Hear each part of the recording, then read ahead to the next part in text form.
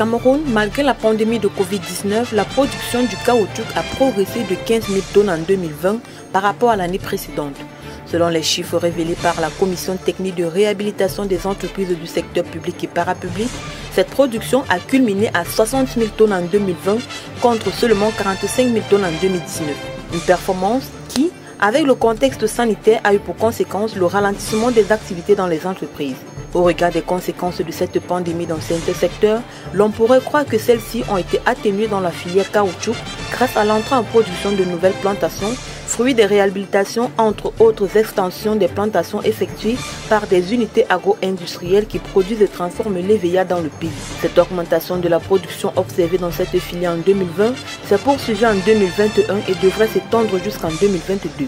Depuis le deuxième trimestre 2021, la Banque centrale des États de l'Afrique centrale a annoncé dans son test prévisionnel de conjoncture économique une augmentation de la production du caoutchouc au Cameroun et dans les autres pays de la communauté. Le ministère camerounais de l'Agriculture, lui, est plus précis en ce qui concerne les prévisions de l'année 2022. À en croire le ministre Gabriel Bayrobé, cette production augmentera de 6 667 tonnes cette année grâce aux retombées du projet de développement du panier à huile et de l'EVA qui permettent d'apporter des appuis divers aux petits exploitants agricoles.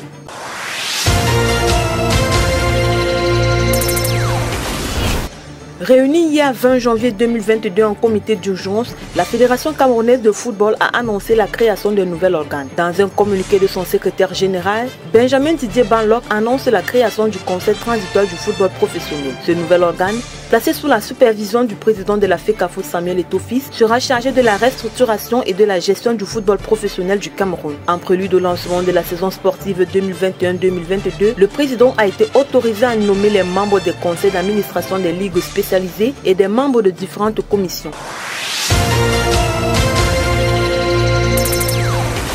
Le ministre camerounais de la Santé publique, le Dr Manaouda Malachi, a annoncé hier jeudi 20 janvier sur son compte Twitter qu'il est recommandé aux personnes âgées de 18 ans et plus complètement vaccinées contre la Covid-19 de prendre la dose de rappel de vaccin dans les 6 mois suivant la vaccination. Pour continuer d'être protégée, toute personne âgée de 18 ans et plus normalement vaccinée peut dès à présent, conformément aux indications de l'OMS et de notre conseil scientifique, prendre une dose de rappel après 6 mois pour booster son immunité contre le Covid-19, a déclaré le ministre de la Santé. Il faut dire que c'est la première fois que les autorités sanitaires recommandent la dose de rappel. Il faut relever que la campagne de vaccination s'est quelque peu accrue ces derniers jours en raison du pass sanitaire instauré pour l'entrée dans les stades de la CAN 2021 qui se joue depuis le 9 janvier et ce jusqu'au 6 février 2022 au Cameroun. À la fin d'année 2021, l'objectif affiché par les autorités camerounaises pour ce qui était de la vaccination n'avait pas été atteint. Mais depuis le début de cette année, elles multiplient les initiatives pour une couverture vaccinale plus élargie. Il faut relever que pour se faire vacciner, les populations ont le choix entre divers vaccins anti-Covid dont Sinopharm, Pfizer et Johnson & Johnson.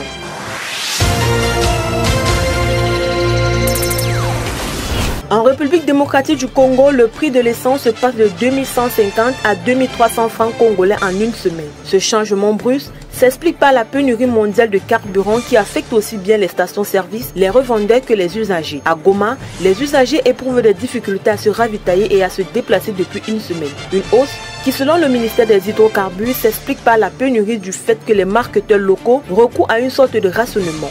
Une fluctuation du prix du baril au niveau de l'approvisionnement mondial entraîne la hausse du prix des transports Uber. À titre de rappel, comme Goma, Lubumbashi, Maniema ou encore Bujimayi ont subi en 2021 une rupture d'accès aux hydrocarbures dont les conséquences ont toujours été les mêmes. L'augmentation du prix des transports, une situation difficile à gérer pour les Congolais, d'autant plus que le pays fait déjà face à la crise sanitaire qui affecte tous les secteurs d'activité.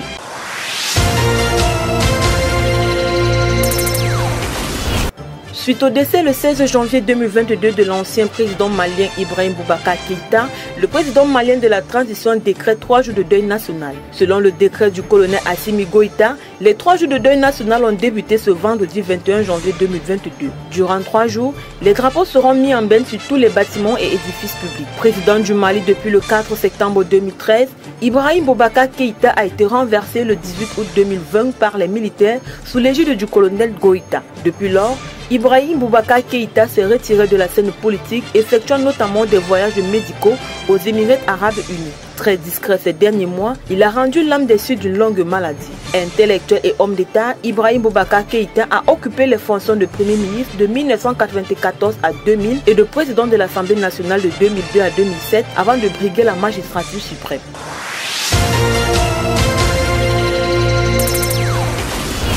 Au moins 29 personnes, dont 11 enfants, sont mortes piétinées dans la nuit de mercredi à jeudi à Monrovia au Libéria lors d'un mouvement de foule provoqué par des malfrats. Selon les autorités libériennes, des malfaiteurs ont causé un mouvement de panique en dévalisant des fidèles à leur sortie de rassemblement, communément appelé croisade, qui avait drainé des masses de fidèles pendant 2 jours autour d'un prêcheur très populaire sur un terrain de football dans le quartier pauvre de New Crew dans les faubourgs est de la capitale. Au moment où on sortait, des ogos, non communément donnés à des voleurs sévissant dans la rue, armés de couteaux, ont commencé à demander l'argent et les téléphones. On a pris peur et on s'est mis à courir, mais la porte était très petite pour tout ce monde.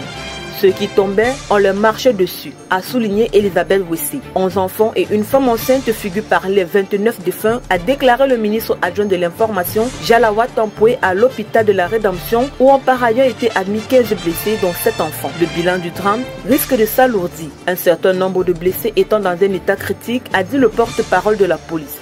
5 individus ont été arrêtés. Le président Georges Weah, qui a rendu visite aux blessés, a réclamé une enquête exhaustive pour savoir si des agissements criminels ou non sont responsables du drame. Il a assuré que des dispositions seraient prises pour qu'à l'avenir, un personnel de sécurisation suffisant soit mobilisé autour de rassemblements religieux aussi importants pour canaliser le mouvement. À sa sortie, le président Georges Weah a déclaré 3 jours de deuil national et ordonné que tous les drapeaux soient mis en berne sur les édifices publics du pays. Il faut relever que de telles manifestations, caractérisées par leur ferveur, sont communes dans ce pays très religieux et majoritairement chrétien.